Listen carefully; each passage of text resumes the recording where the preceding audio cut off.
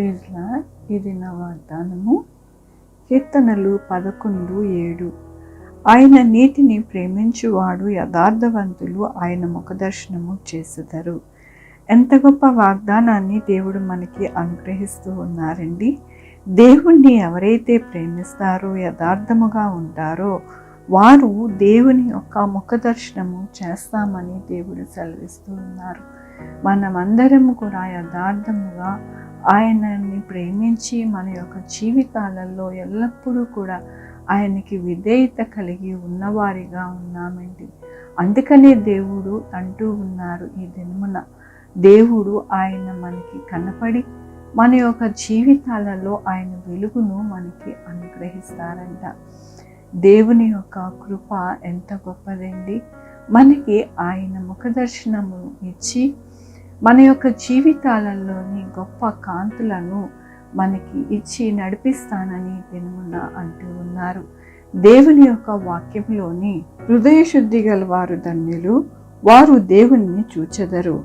ఇక్కడ దేవుని వాక్యము ఏమని సెలవిస్తూ ఉన్నది అంటే, హృదయ శుద్ధి గల వారు ధన్యులు, వారు దేవుని చూస్తారు అని ఇక్కడ యేసయ్యే మనకి చెప్పడం అనేది జరిగింది.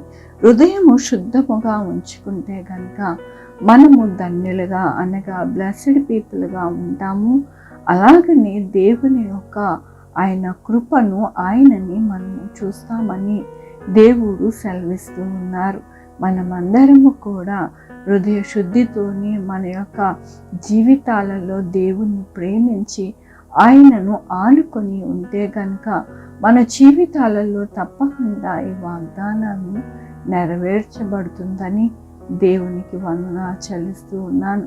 ఈ దినమున పుట్టినరోజు, పెళ్లి రోజు అనేక శుభదినములు చేసుకుంటున్నారు. అందరికీ కూడా నిండారుగా శుభాకాంక్షలు తెలియజేస్తూ ఉన్నానండి. మీ జీవితంలో దేవుని యొక్క ముఖదర్శనము, ఆయన ఐశ్వర్యము, ఆయన యొక్క కృప మీకు అనుగ్రహింపబడినగాక. ప్రార్థించుకున్నామండి. యెహోవా దేవా, నా తండ్రి, నా ప్రభువా, మీ కృపా కనికరాన్ని బట్టి నీకు వందనాలు, స్తుతులు, స్తోత్రం చెల్లించుకుంటున్నాను. అవును నాయన, మా జీవితంలో నా ప్రభా, మా ఆశ, మా కోరిక నాయన మీ ముఖదర్శనం చూసి మీరు మాతో మాట్లాడడానికి నాయన, నా తండ్రి, ఎల్లప్పుడూ కూడా మేము కోరుకుంటూ ఉంటాము నా ప్రభా నాయన. కాబట్టి దినమున మీరు ఈ వాగ్దానము మాకు అనుగ్రహిస్తూ ఉన్నారు. నన్ను మీరు ప్రేమిస్తూ ఉన్నారు, యథార్థముగా ఉంటూ ఉన్నారు, మీ హృదయాలను శుద్ధి చేసుకుని ఉన్నారు కనుక మీకు నేను నా ముఖదర్శనము, నా కాంతిని ప్రకాశింపజేసి మీకు సహాయం చేస్తానని మీరు సెలవిచ్చిన విధానం బట్టి మీకు వందనాలు చెల్లిస్తూ ఉన్నాను. ఈ దినమున పుట్టినరోజు, పెళ్లి రోజు అనేక శుభదినములు చేసుకుంటున్నారు. అందరినీ కూడా దీవించండి, ఆశీర్వదించండి. మా కొరకు ప్రార్థించమన్న వారిని వారి జీవితంలో తోడై ఉండండి. వారి బిడ్డల భవిష్యత్తులో, వారి ఆరోగ్యంలో, వారి పనుల్లో, వారి ఉద్యోగంలో ఇంకా ఏది కావాలనుకుంటున్నారో వాటిని అన్నిటినీ అనుగ్రహించమని కోరుకుంటున్నాను. Sugar, BP, thyroid, heart problem, kidney problem, AIDS, cancer, నరాల బలహీనత, పెరాలసిస్, గ్యాస్ట్రిక్ ట్రబుల్, ప్రతి విధమైన అనారోగ్యాన్ని తీసివేసి స్వస్థపరచండి నా ప్రభు. కరోనా కానీ, ఒమైక్రాన్ కానీ ఏది కూడా నా ప్రభు మరి ఏ బిడ్డకి నా ప్రభు మరి అటాక్ కాకుండా సహాయం చేయమని కోరుకుంటున్నాను. సహాయం చేయండి నా ప్రభు. ఎవరికైతే కరోనా వచ్చిన వారందరూ చక్కగా స్వస్థపరచమని కోరుకుంటున్నాను. 190 దేశంలో నా దేశం నాయన మీ కృపలో భద్రపరచమని కోరుకుంటున్నాను. నా దేశ బార్డర్స్లో శాంతి సమాధానం ఉండడానికి సహాయం చేయండి. బిడ్డలు ఎగ్జామ్స్లో తోడై ఉండండి నా ప్రభా. కాంపిటేటివ్ ఎగ్జామ్స్కి ప్రిపేర్ అవుతున్న వారికి, ఆన్లైన్లో చదువుకుంటున్న వారికి తోడై ఉండండి. బిడ్డలు లేని వారి బిడ్డలు దయచేయండి.